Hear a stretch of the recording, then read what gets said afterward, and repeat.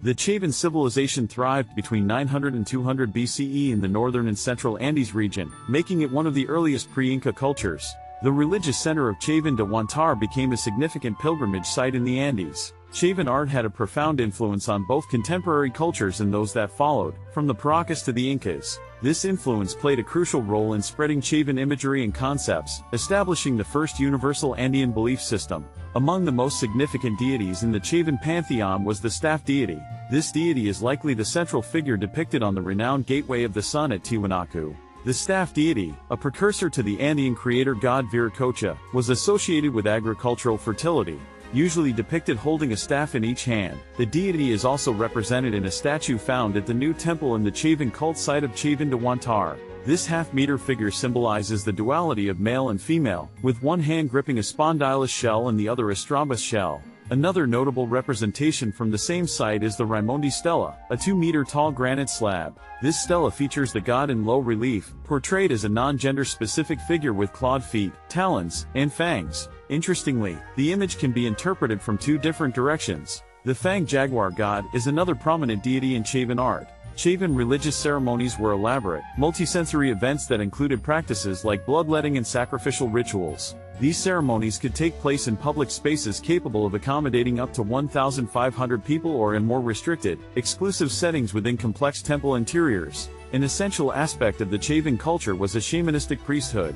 These priests would induce trances through hallucinatory plants such as coca leaves, various types of cacti, and mushrooms. The religious atmosphere was further enhanced through the use of incense, priests suddenly appearing atop temples via concealed internal staircases, and a symphony of musical sounds from singers and shell trumpets. Chavín de Huántar, located in the Mosna Valley, was the pivotal religious site of the Chavín civilization, remaining active for over 5 centuries and earning reverence across the Andean region.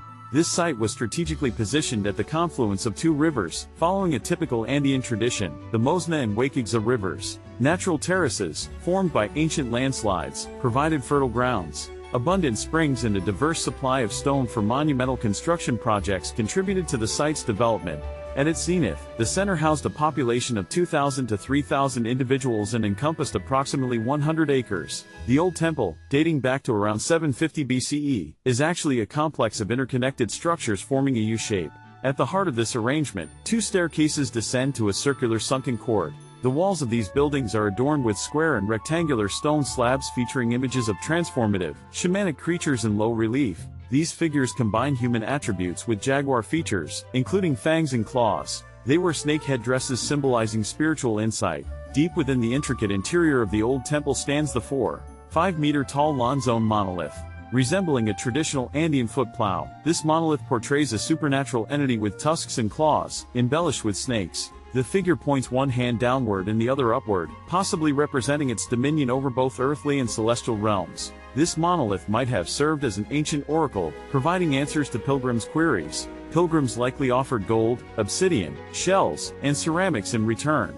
Intriguingly, the temple interior contains stone channels through which pressurized water would have flowed, generating an impressive sound within the confined chambers, enhancing the oracle's declarations. The new temple, constructed around 500 BCE as an expansion of the old temple complex, boasts a notable feature: the existence of 100 stone heads protruding from its exterior walls. These heads depict a transformation from human to jaguar form. The temple itself, now in its new form, stretched 100 meters in length, towering 16 meters high across 3 stories. The black and white portal entrance, flanked by 2 columns, features an eagle on one side and a hawk on the other, representing female and male aspects, showcasing Chavín's penchant for duality. Inside the new temple, the 2.5-meter-tall Tello obelisk displays depictions of caimans and snakes, possibly depicting a creation myth. Opposite the temple, a spacious sunken court, measuring 50 meters on each side, was constructed for ceremonial purposes. This design element would later become a staple in many subsequent Andean religious sites.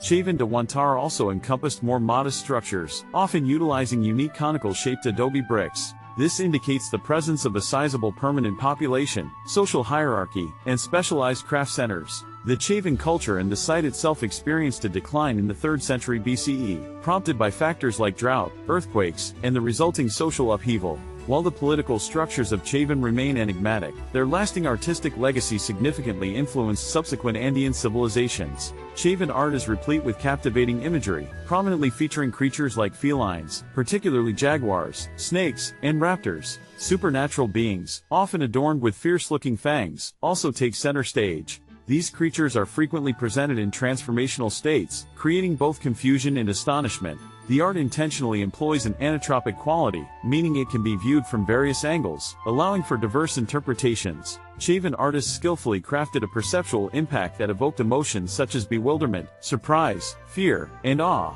They achieve this by utilizing dynamic, shifting images that reveal different aspects depending on the viewer's approach. The art further underscores the breadth of Chavín influence by incorporating animals from distant lowland jungles. This influence is reinforced by the discovery of votive offerings from cultures located hundreds of kilometers away at the Chavin de Huántar site. The staff deity, a significant figure in Chavín culture, features prominently in sculptures, ceramics, and textiles. Chavín's painted cotton textiles are the earliest examples of their kind in the Andean region, taking the form of hangings, belts, and clothing. Chavín pottery is renowned for its excellence, characterized by thin walls and a polished finish in red, black, or brown hues. The iconic shape of the stirrup-spouted bulbous vessel often showcases intricate raised designs inspired by Chavín religious themes. Anthropomorphic vessels depicting jaguars, seated humans, and botanical elements are also common. Shells were highly valued by Chavín elites and were employed not only as jewelry but also carved into ceremonial trumpets.